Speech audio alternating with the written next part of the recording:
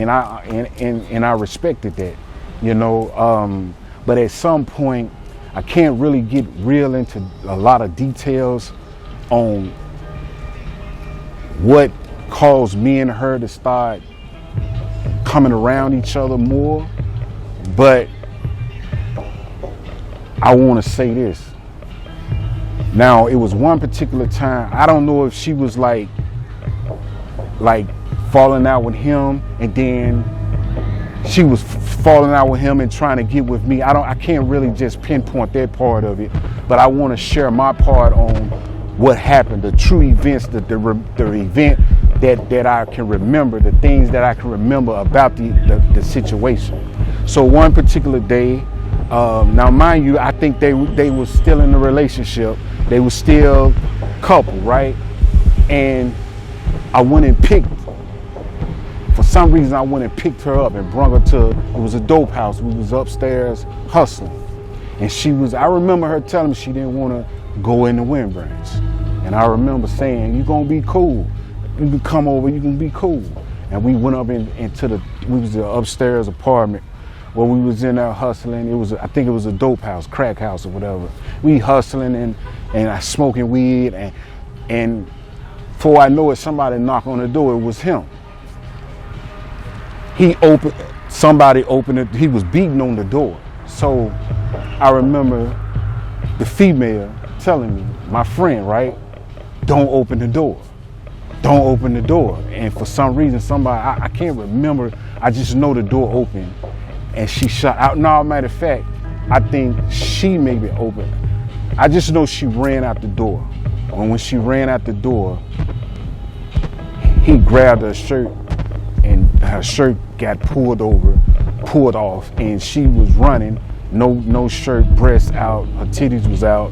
And I remember running out behind him, right? I was running behind him, and when I was running behind him, I'm trying to keep him from, I guess, beating her or fighting her or whatever. Whatever reason he was chasing her. I understand what he was chasing. The reason why I'm bringing this to the surface, right, is because I know I was wrong for that. I was wrong for putting her in the car and bringing her, but she was my friend. But at the same time, me knowing that was his woman at the time, there was boundaries that I supposed to kept, where I shouldn't have put her in the truck, because she also said, "Don't take me to the wind branch." But I felt as though if we wouldn't have went to, I don't know, I just know I shouldn't have did it. So long story short, what I'm saying to you is this, because one thing I learned over the years of me living, and I can say this too, just for the record, all while he was with her, I never hit her when he was with her, because I respected that. I respected that because I knew that he had strong feelings for her. But at the same time, we was friends. So, plus that's just the right thing to do. So in saying that,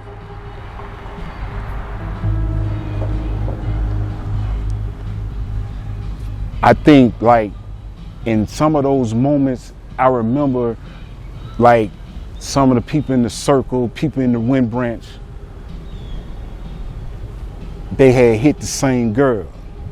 And I feel as though once you've seen someone in love or in a committed relationship with that particular female, you're supposed to respect that. You're supposed to, especially if they had like kids behind them, something like that, you don't supposed to, there's a line that you can't go across. So in saying that, I witnessed at that moment when he called her upstairs with me, that had like a friction between me and him, because later on down the line she told me that he didn't want her around me, and that certain things that was said. I'm not gonna put that out, you know. But what I'm trying to get you to understand is this. In those moments, right? This was around the time. Now, mind you, this is when the streets began to get hot. The war began to start, I'm gonna say, boiling. Now, mind you, this same particular dude, they was hanging on the other side. I think cause the girl, she lived on the other side. So it was like he was over there with them. Now, mind you, the things that she told me, it brung a lot of envy and jealousy and hate in the midst of it. Female. I'm sharing this part of this project, right? Because there was a lot of that in the Wind Branch, in the circle. And it caused a lot of friction and envy and jealousy in this this journey of life that I was on, and that caused a lot of not wanting to fuck with different people. The competition began to stir up, you know. And then I'm saying this because that's what separate a lot of people. Well, I'm gonna tell you, see, from what my understanding, a lot of people was trying to use that them niggas hanging with the other side after we got shot. But that wasn't the reason why they quit fucking with them niggas. They quit fucking with them niggas because of women. The same thing that happened to me, far as that man was in a relationship with that woman. I respected that.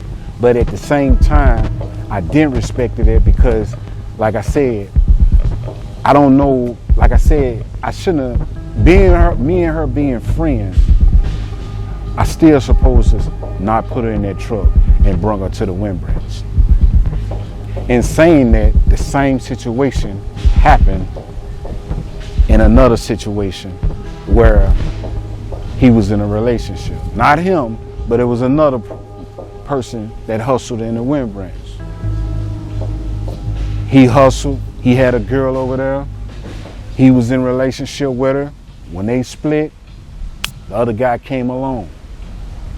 I feel as though, and see that bring a lot of tension, a lot of competition, a lot of envy and jealousy.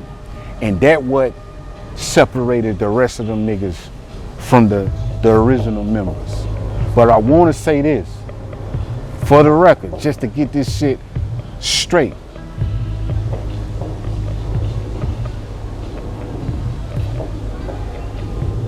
The nigga that the dude that was in a relationship with the woman that I dealt with, right?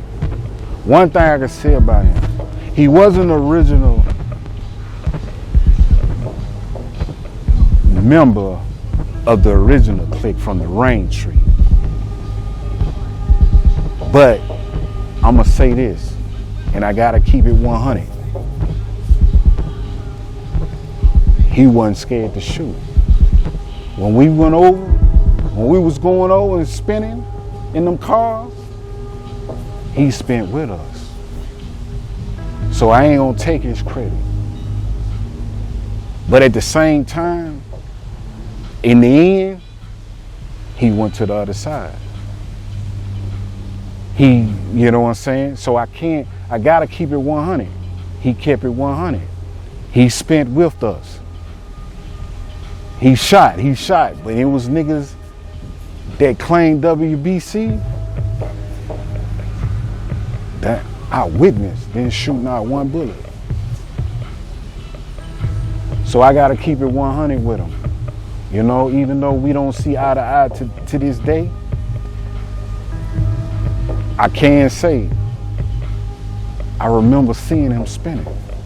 See, when we was in them cars going over spinning, see, I'm watching. I'm all ears and all eyes.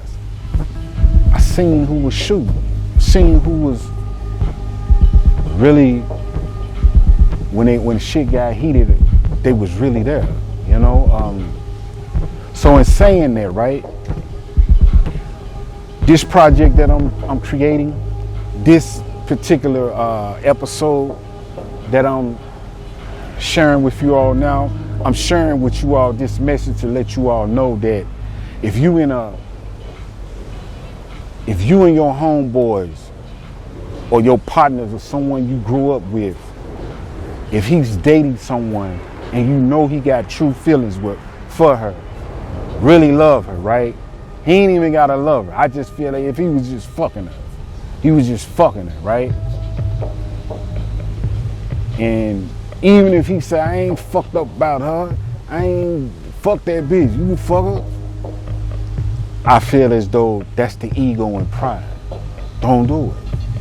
I feel as though one thing about that,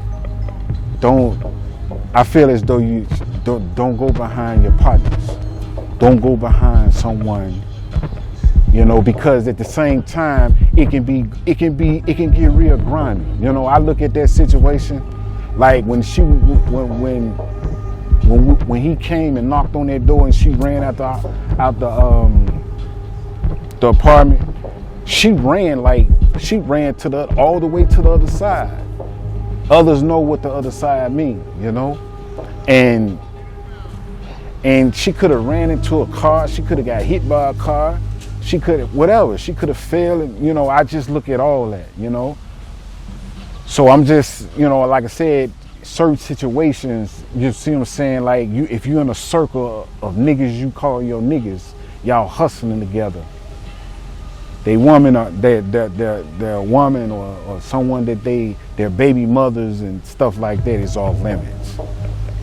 I just wanted to like bring the awareness of that because that's part of the W.B.C story, you know. And like I said, when I'm wrong, I can admit my wrongs, you know. But one thing before I end this episode, that nigga was not scared to shoot. He spent with us, and he's one of the niggas in that picture. That W.B.C picture, he in that picture. So, with that, hope y'all enjoy this painting that I created. This painting that I got I put a lot of time into this painting. And like I said, if you look into this painting, you can see females in the paintings. Those females represent those females that want to be around the clique, that love the hustle of the drug dealer, that want to be seen with the drug dealer. You know, she crazy about the drug dealers, the hustlers, you know, the ones who get money. So this picture I dedicate to those moments, to try to educate not just the youth, anybody. If you're in a circle of niggas that you fuck with, they women are off limits. One.